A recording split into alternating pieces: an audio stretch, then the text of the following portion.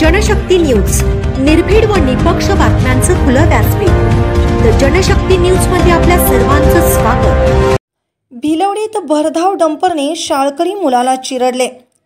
माल वाहतूक करणाऱ्या डंपरने 6 वर्षीय शाळकरी मुलाला चिरडल्याची घटना पलूस तालुक्यातील भिलवडी गावात भिलवडी तासगाव रोडवरती सरळी पुलानजीक आज शनिवार दिनांक 19 जुलै रोजी सकाळी 11 वाजण्याच्या सुमारास घडली।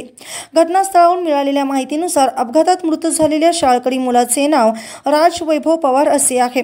तो अंदाजे 6 वर्षाचा असून भिलवडी शिक्षण संस्थेच्या प्राथमिक मराठी शाळेत इयत्ता पहिलीमध्ये शिकत होता। भिलवडी येथील 2 महिला पालक या सकाळी 11 वाजण्याच्या सुमारास राज वैभव पवार यांच्यासह इतर 2 आपल्या लहान मुलांना शाळा सुटल्यानंतर घरी घेऊन जात होत्या। त्यावेळी माळवाडीकडून भिलवडीकडे जाणाऱ्या व मुरमाने भरलेला डंपर क्रमांक MH10 AW 9729 याने राज पवारला पाठीमागून धडक दिली। या धडकीमुळे राज पवार खाली पडला व डंपरच्या मागील चाकाखाली आल्याने तो जागीच मरण पावला। मुलाच्या सोबत असलेल्या त्या 2 महिलांनी इतर 2 मुलांना लगेच बाजूला खेचल्यामुळे मोठा अनर्थ टळला।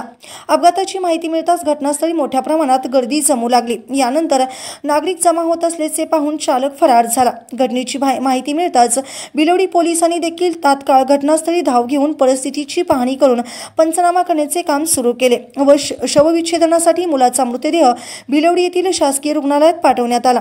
पोलिसांनी डंपर ताब्यात घेतला असून या घटनेची पुढील कारवाई भिलवडी पोलीस करीत आहेत। सायंकाळी 6:30 वाजण्याच्या सुमारास सदर घटनेसंदर्भात भिलवडी पोलिसांकडून अधिक माहिती घेतली असता फरार झालेला डंपर चालक पोलिसांच्या ताब्यात असल्याचे सांगण्यात आले।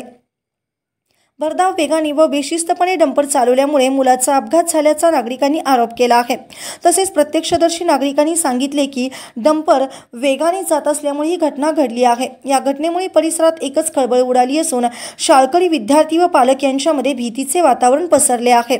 सदर रस्त्याची रुंदी, रस्त्यावरील वाहतुकीचे प्रमाण आणि भिलवडी व परिसरातून भिलवडी शिक्षण संस्थेमध्ये शिक्षण घेण्यासाठी जाणाऱ्या विद्यार्थ्यांची संख्या या सर्व बाबींचा विचार करून शासन, प्रशासन, शाळा व स्थानिक प्रशासन यांनी वाहतूक शिस्तीबाबत तात्काळ योग्य तोडगा काढावा अशी मागणी आता नागरिकांमधून होत आहे।